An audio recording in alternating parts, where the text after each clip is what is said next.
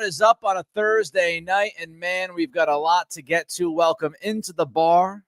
Crafts and Kickoffs, week 3 of the NFL season. We'll get to Patrick Mahomes and the Kansas City Chiefs starting at 0-2. We'll get to all of the quarterback injuries, way too many quarterback injuries through the first 2 weeks of this season. But first, as always, what are you drinking tonight? I am having a nice Daniels Irish Red from Black Hat Brew Works, a great place in Massachusetts.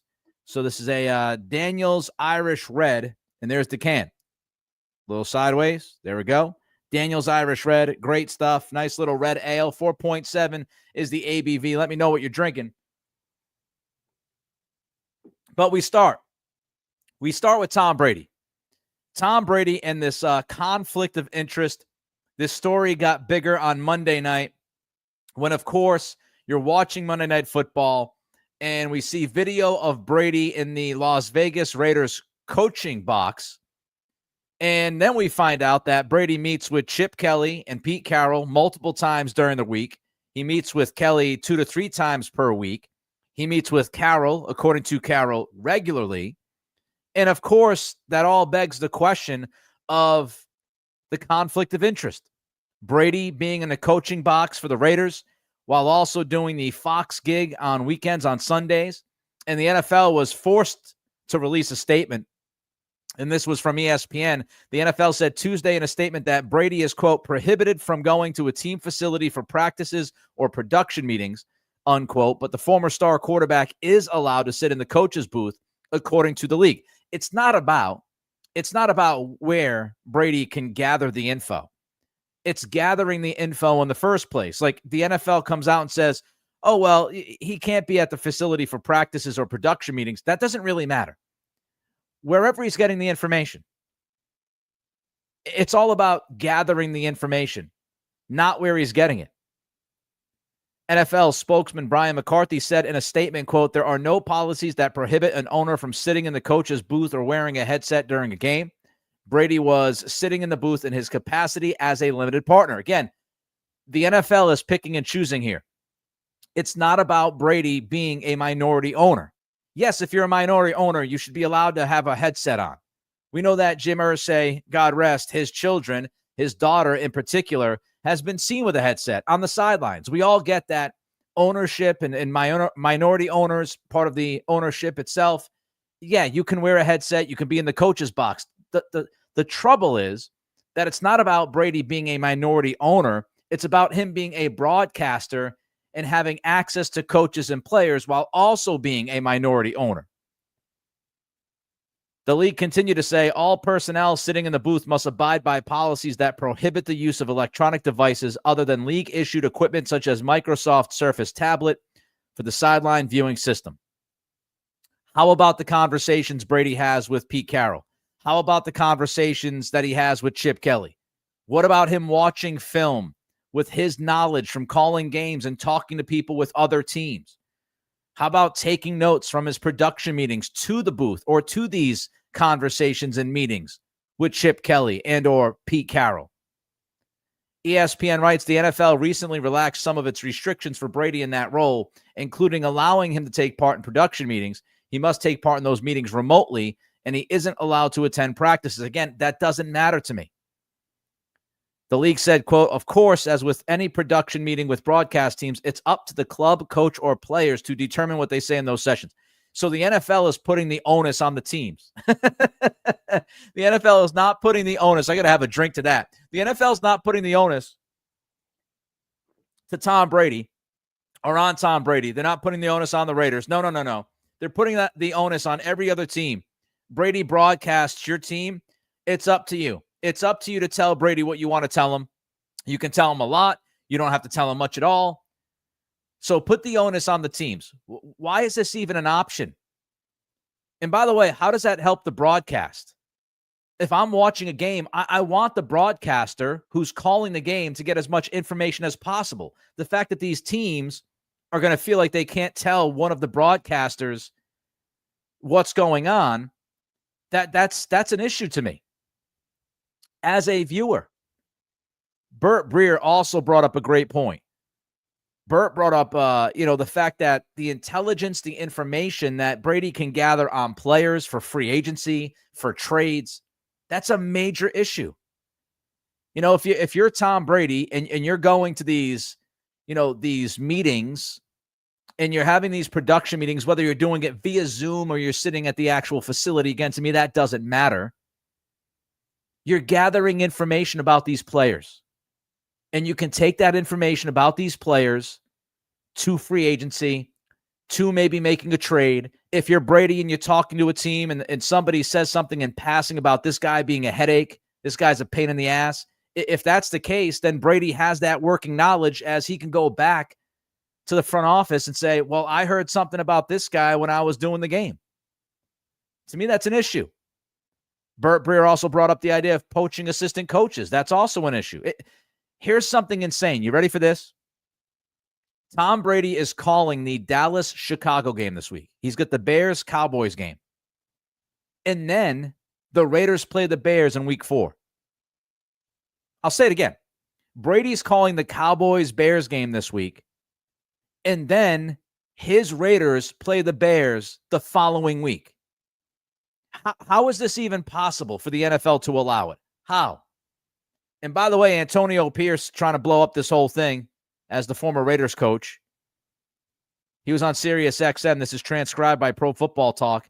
Here's what Pierce said. It's not hard for him to watch a few things on a Friday practice or hear things in a production meeting and be like, and have tidbits.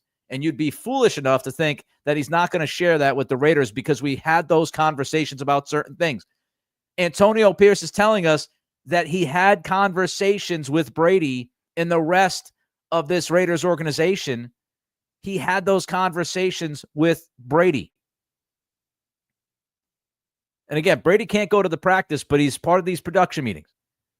Antonio Pierce said, I don't want to talk above my means. I don't know what the NFL has said or has set for Tom Brady and his rules, but I know he was a great asset for us with the Raiders when I was there. And I think he'll still be a great asset as he's going forward. And I think this does help him out and the Raiders. So the former Raiders head coach is saying, yes, Tom Brady having that job with Fox helps the team, helps the franchise, helps the players, helps the coaches. And why even invite this mess if you're the league? It is insanity. All right, let's get to story number 4. Let's talk about the Chiefs, all right? Chiefs are 0-2. And they lost at home to Philly last weekend. And this is a very unusual situation for this team and this quarterback. Jeff Howe, my buddy from The Athletic, posted, the Chiefs are 0-2 for the first time since 2014. It's been 11 years since the Chiefs have been 0-2. This is just the second time of the Mahomes era when they've lost 2 games in September. That happened in 2021. As many times as they've waited until January 2020 and 2024 before their second loss. So this is uncharted territory for Mahomes. It's uncharted territory for the Chiefs since 2014. And the $1 million question is, are the Chiefs in trouble? Now, all of you know by now, you've come to my bar. Maybe you've come to the bar in Virginia Beach, literally, but you've come to my bar on Thursday nights, and you know that I don't lose my mind. I don't hit the panic button early. I'm not going to go too bananas. But I do think it's worthwhile to discuss what's going on with Kansas City. Now, Xavier Worthy might play this weekend, but they don't have explosion consistently within this offense without Worthy and without Rashee Rice. They're going to get Rice back in a few weeks. They're hoping again to play Worthy this weekend. We'll see if he can hold up. Not the biggest framed guy. But the lack of consistent explosion within this offense for Patrick Mahomes is a problem. And did you know this? Mahomes leads the team in rushing right now. That's not ideal. I got him on fantasy team. It's ideal for me to pick up those extra rushing yards for my fantasy team. But in real life football, having Patrick Mahomes lead your team in rushing through 2 weeks, far from ideal. So Kansas City doesn't have much of a run game. They don't necessarily commit to the run. They're lacking explosion because no Worthy, no Rice. Mahomes' deep ball production has died. This has not been talked about enough. Patrick Mahomes throwing the football downfield, He's continued to get more inaccurate as time has gone on. And the Chiefs, again, explosive plays downfield, they've pretty much died on the vine. Rodney Knuppel from Yahoo Sports wrote this after week 1. Over the last 2 seasons, Mahomes has thrown just 5 touchdowns compared to 10 interceptions on passes traveling 20 yards or more. That ranks him near the very bottom of all qualified quarterbacks, a shocking fall for a player once considered the NFL's best deep passer. Mahomes has gone from one of the best deep passing quarterbacks in all of football to a guy who has twice as many picks as touchdowns throwing the ball beyond 20 yards. That's a major issue. And it's a big part of the reason why this offense doesn't have that explosiveness, because Mahomes is inaccurate down the field. The accuracy isn't especially very good, and he turns the football over a lot. Now, here's another issue for the Kansas City Chiefs. They don't have a run game, as I mentioned, and they're pretty much dink and dunk. That's their offense right now. They're a dink and dunk operation without a run game, which means your offense is not going to move the ball as much as you want it to move the ball. I'm going to give you some stats, okay? Just looking at points per game, because the fact is the Chiefs' offense has continued to slide. In 2023, they averaged 22.2 points a game. That put them at 14th in the league, so right about middle of the pack. In 2024, they averaged 23.1 points per game. That was 12th, so a little bit better at 24 than 23. But when you talk about when the Chiefs were truly prolific offensively, when they had Tyreek Hill and they were explosive, Travis Kelce was younger. In 2021, the Chiefs averaged 29.4 points per game. That was 4th in the NFL.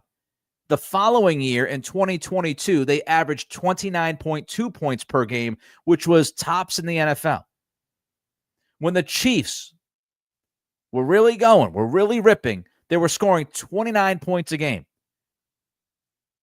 So far through 2 weeks of this season, they've averaged 19 points per game. That is 24th in the NFL. You are talking about going from being the best offense in 2022 to right now being the 24th offense in 2025. The offensive production is not there because they're not as explosive as they used to be.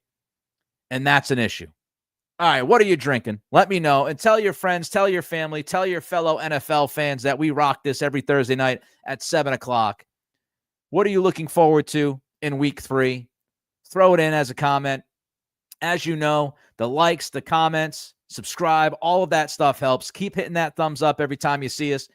It's about 2,000 people every week that watch us. Let's try to get that to 3,000. Let's let everybody know about it. Grab a drink and talk some football. I'm drinking a Daniels Irish Red from Black Hat Brew Works in Massachusetts. It's a fantastic beer. It's only 4.7 ABV, which is it's pretty low for a red ale. It's really good. So that Chiefs offense has to get going because they're putting a lot of pressure on that defense. All right, let's get to the quarterbacks. Story number 3. What's going on with all the injuries at quarterback? I mean, quarterbacks are dropping like flies. Injuries all over the place. I'm going to get to Joe Burrow a little bit later because I think the Joe Burrow injury and the Joe Burrow story is different than these other quarterbacks because it keeps happening. I'm going to get to Joe Burrow in a little bit. But let's talk about the 3 other big injuries at quarterback. Justin Fields for the New York Jets. He's going to be out this week with a concussion. Obviously not good for the Jets. Tyrod Taylor will be the QB this weekend. The Jets offense, week 1 against the Steelers, they were feeling themselves. They scored over 30 points. People were, pumped and jacked about it. And, you follow that week 1. And this is why they say you can't take too much out of week 1 because things change. You score 32 points in week 1 against the Steelers. You go into the game against Buffalo, and Buffalo's defense didn't look great against the Ravens in week 1, right? They gave up a ton of rushing yards to Derrick Henry. Buffalo's defense doesn't look good week 1, and then you go into week 2, and what do you get? What do you get? You get nothing from the Jets offense. Justin Fields did practically nothing, then got the concussion. They couldn't do much at all. They only put 10 points up on the board against Buffalo. And so that's why you can't go too much off of week one. So their offense cratered from week one to week two. And now Aaron Glenn is staring at 0-3 right in the face. Not great. Not great, folks. And they're playing against the Buccaneers in Tampa on Sunday. Baker Mayfield's a beast. So when you're looking at, the Jets-Buccaneers on Sunday, that's a 1 o'clock kickoff. Now, the Buccaneers have some issues with their offensive line. 2 starting offensive linemen are out. That might cause some problems. But, Aaron Glenn is looking like he's going to start his Jets career as the head coach at 0-3. Far from ideal, especially with your quarterback having a concussion right now. Amy jumps in. By the way, Nick, I was in my pool with only 2 losses going into Monday night, but the Texans couldn't pull off the win. If Amy wins her pool, she's gonna come down to Virginia and hang out. Columbus Day weekend, I believe, is the weekend that we're looking at here. What else is everybody saying? Michael Griffith. Well, we all know the history of Tom Brady when he played ultra competitive. Absolutely will try to help the Raiders win. No doubt about it. There's no doubt about it. Marilyn's in the house. Hey, friends, better late than never. What did I miss? A lot. Nah, you just missed the first story. Brady's conflict of interest. All right, so Justin Fields goes down. Now we move forward to Minnesota. This is a bigger issue to me for the Vikings than Fields with the Jets, because Fields might be a 1-year experiment. If it doesn't work, you move on from him. But with the Vikings, this is getting legitimate here with J.J. McCarthy. He had a great fourth quarter against Chicago to start the season. He was dreadful in week 2. The Vikings offense was dreadful in week 2. And now J.J. McCarthy has a high ankle sprain. Adam Schefter says he's likely going to miss 2 to 4 weeks. And now you look at the Vikings quarterback situation. If you're J.J. McCarthy, you missed your entire rookie season due to injury. And now you played 2 games in your second season. You had 1 good quarter out of those 2 games. Out of the 8 quarters, you played 1 good quarter, and now you're hurt again, and you could miss up to a month. And if you're a young player, the development after you missed all of 2024, the lack of development, he needs reps. He needs to play. Anytime that J.J. McCarthy loses this season is a huge situation for the Vikings. And you can't take it lightly. There's no bueno. And the Vikings can end up walking, and this could be the worst scenario for them, but they could end up walking into J.J. McCarthy's 3rd season with a very incomplete picture as to who he is as an NFL quarterback. And as we know, if you're an NFL franchise, you want to make the decision on your young quarterback by the end of year 3, because you can extend them. If they're a first-round pick, you can extend them after year 3.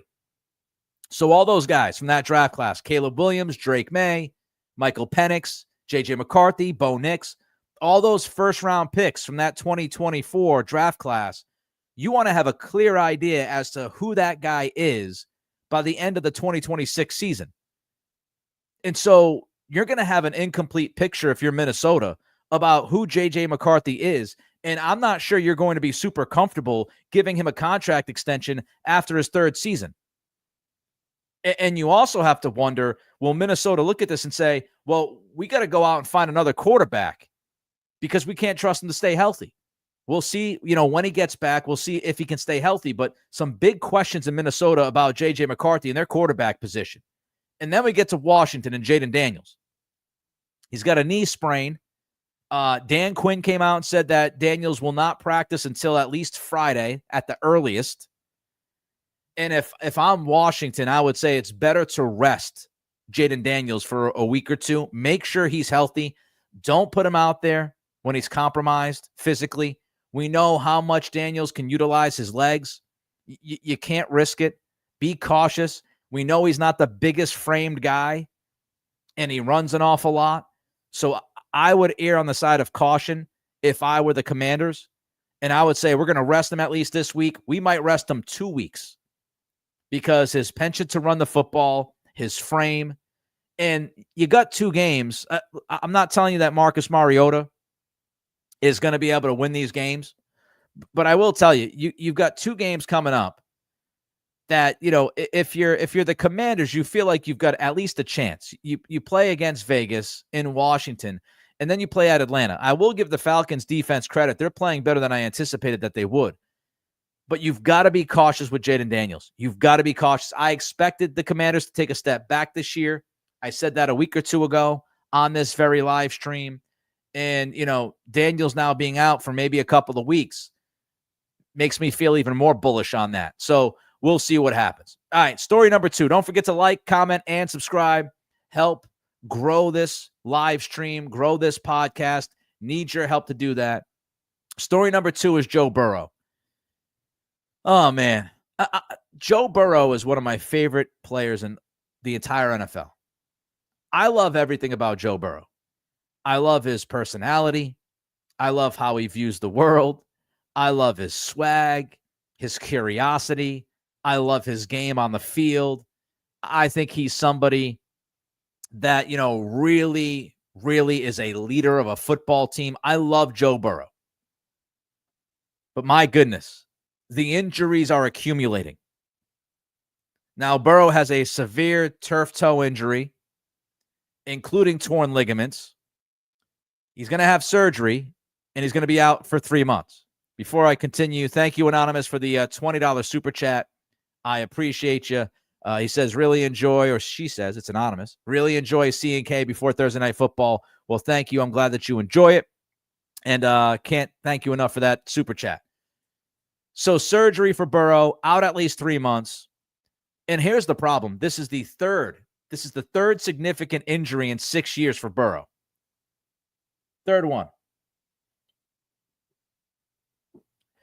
He had the ACL, PCL, and MCL in week 11 of his rookie season. And as freaky as this is, it was also week 11 of the 2023 season when he tore a wrist ligament. It missed the remainder of that season. So the ACL, PCL, MCL, torn wrist ligament, and now this turf toe with torn ligaments in the toe. And this is obviously a huge issue, not just for this year, but moving forward.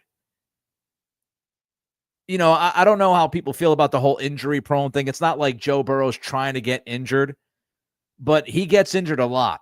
I'm not even putting, some of the other injuries that he has had that have not been as significant. I'm just talking about the significant injuries that have ended seasons, and this one might end his season. We'll see. He could be back in December. I would imagine since he's out of the playoff picture, they won't bring him back. They'll just keep him, throw the mothballs on him and see him in 2026.